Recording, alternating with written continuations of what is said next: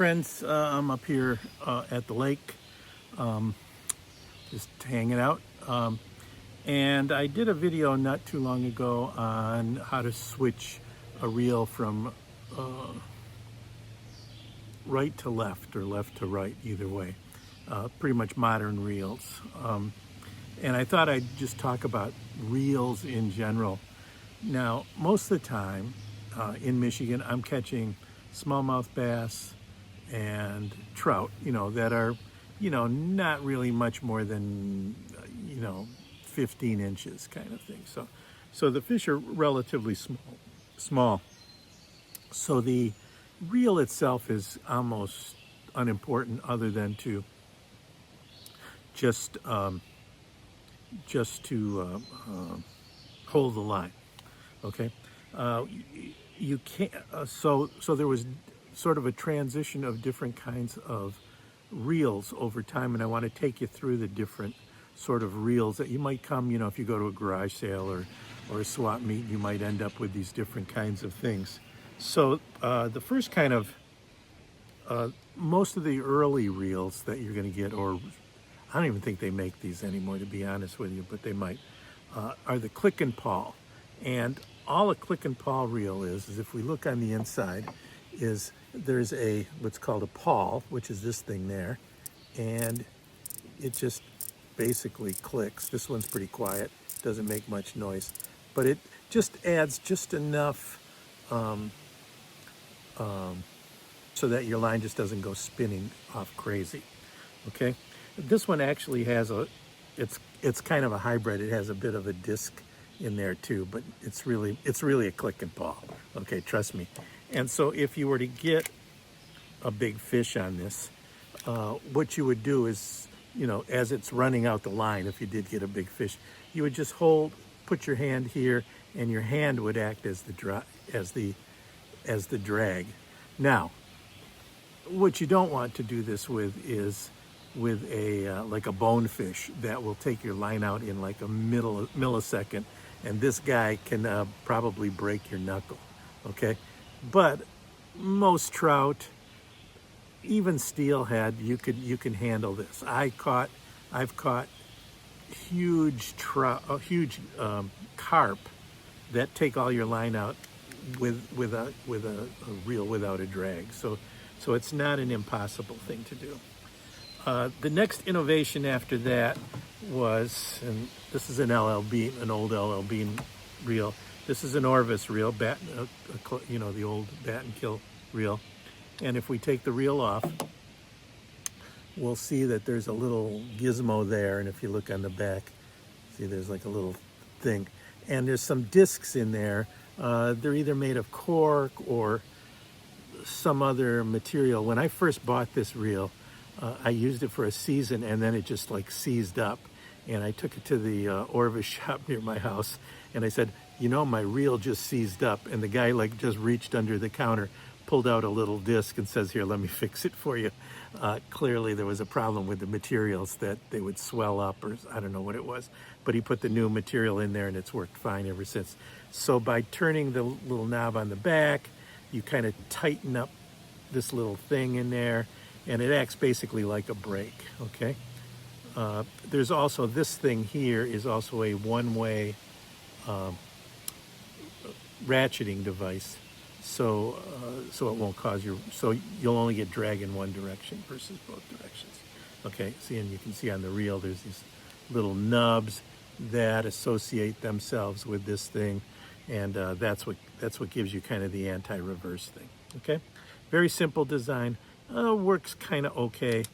It's kind of like disc brakes. Okay, then finally we get to a couple other ones. This is a little newer reel, and these have the kind of nuts that I was showing you in a previous one. This one is actually a closed nut system. The nut itself is inside here, and you'd have to take this off, and then you can flip the nut one way or the other, and that will determine which direction it's going to, whether it's a right hand retrieve or a left hand retrieve, for what side it's going to have the resistance, have the drag on. This one in particular has kind of a seal around it, so it's a little bit better. Some of the even cheaper ones don't have this at all, and it's just open, so you have to be careful and oil it a little bit once in a while. But it's not a major trauma. So those are the three basic kinds of drags. This drag it basically works on the same system as the disc one does. It just puts pressure on that plate. You turn the knob, and it puts pressure on it. So see, now it won't turn very much, and then now it'll be easier. But it's more sealed up, and it's just a little bit better. You pay a little more for a little bit better. Okay. The other big difference in reels that you do want to take into consideration is what's called, most reels used to be like this. So you'd put backing on so that the arbor, which is this part here, the axle basically, we give it a different name in fly fishing. Instead of calling it an axle, it's an arbor, is here. So you have to put a lot of backing on so that your line sits farther out on it. And then that way it's going to be less coiled up when you're casting. And then eventually they started to come out with something like this, which is sort of what's called a mid-arbor rod, which means that the arbor is just a little bit bigger. And then finally, somebody got smart and said, well, why don't we just make the arbor way bigger? And then that way all your line will sit farther out. Now, on the other hand, these are both 5-weight, and you can see that there's a bit of a difference between the size of these. So these wide arbor reels are bigger physically, but typically they weigh about the same. And that way your line is way less able to get that sort of kink. That kink goes away after, the first couple dozen casts anyway, but it's just another sort of, like, I don't want to say marketing tool. I like the large arbor reels. I think that they just work a whole lot better. And it means that your reel's not going to be spinning as fast either, especially as you get towards as you go in for your line and stuff. So that's the three basic kinds. You got the click and pawl, you've got a disc, you got the click and pawl, you got a disc, your basic disc, just a disc drag, and then this one has a disc drag with a anti-reverse sort of ratcheting nut in there. Okay, and that's the three big differences. Again, I could turn the only reason the drag is really good is as I'm pulling out line, as I'm casting, it doesn't just free spool and then I get a big like bird's nest.